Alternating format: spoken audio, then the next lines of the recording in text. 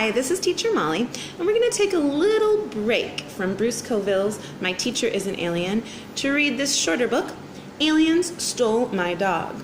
Now, this says it's a book for boys, but girls, don't worry, you can enjoy it too. It's a lot of fun.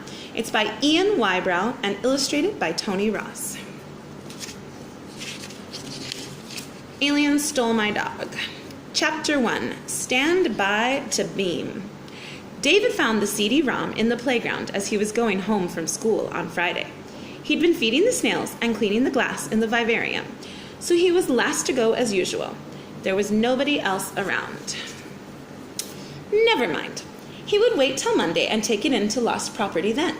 There was no harm in trying it out in the meantime, he thought. As he turned into Beach Avenue, he was hit by a very nasty smell. It came from the old dump that was on the other side of the bypass. When the wind blew from the northwest, you often had to hold your nose. His dad owned a flower shop and was always complaining about it. He said it drove the customers away from the high street. He and the other local shopkeepers would soon be ruined. David pressed his hanky to his nose and hurried home. He couldn't wait to get up to his room. He dashed straight to his game station and loaded the CD-ROM. He had dozens of different games, but none of them seemed as real as this one. He was a pilot on a very fast spaceship, looking through the cockpit window. At first, he rushed along deep in space, with stars and asteroids and planets flashing by. In no time at all, he zoomed past the moon and headed straight for Earth. Europe came rushing towards him, then England, and then, before he knew it, he was hovering over Elmfield, the little town where he lived. There was the main shopping street, Arkwright Road. Amazing! Next, two pointy things appeared in the middle of the screen. One was marked Blaster, and the other Beam Upper. David pressed the right button on his joystick. Blam! The blaster fired, and the litter box outside the chemist's shop glowed red hot, then melted into a puddle of plastic. Wow! Gasped David. He had been sitting on that litter box only yesterday. Then, as the spaceship drifted down Arkwright Road, the beam upper started to point all by itself. It pointed at the window of the chemist's shop, then at Grove's the butcher, then at the Oxfam shop, then at a lamppost. David's heart began to beat like a drum. He knew that the next shop in the row, the one after the post office, was his dad's flower shop. He saw Dad come out to water the bucket of flowers outside on the pavement. At that moment, the joystick vibrated in David's hand. He felt it tug. The words, "Stand by to beam," appeared on the screen, and David suddenly found to his horror that the beam upper was directed straight at his dad. "Look out, Dad!" he yelled. With all his strength, David jerked the joystick to the left. The beam upper swung so that it pointed just to one side of Dad. Dad's roses came closer and closer until the screen was filled with a single rose. On one of the petals, a green fly twitched and twisted. Close up, it looked like some sort of prehistoric monster. The words, "Beam aboard," lit up on the screen. David pressed the fire button to see what would happen. A ray shot out from the beam upper. The insect turned blue, then violet, then zzz. It was gone. The joystick gave a little shudder. "Earth life samples stored," flashed the words on the screen.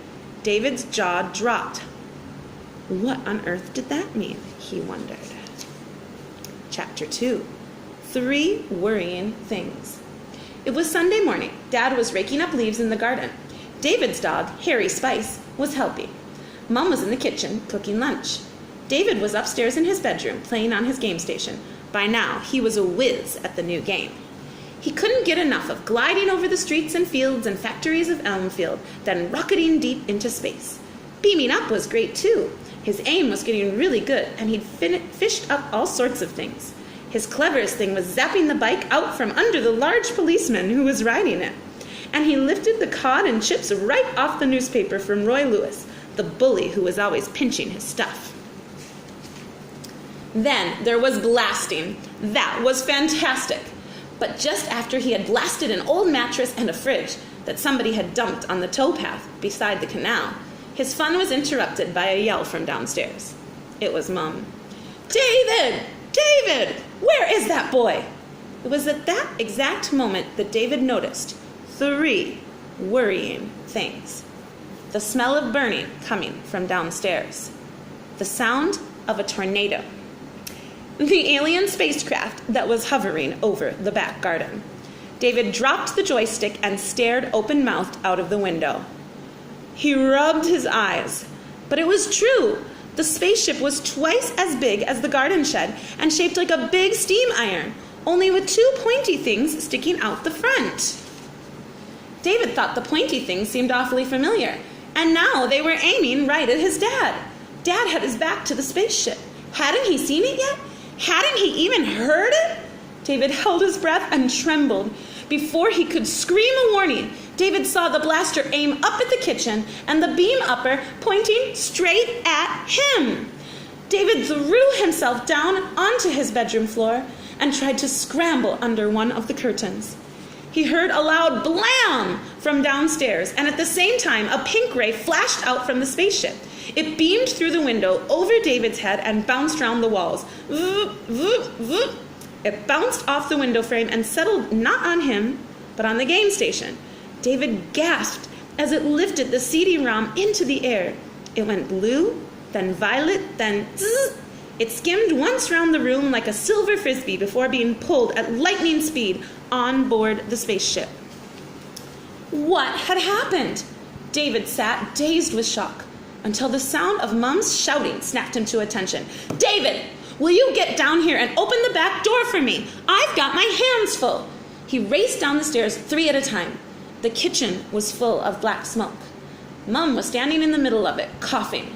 She had her oven gloves on, and she was holding a roasted tin that contained the black, scorched remains of a chicken, roast potatoes, and parsnips.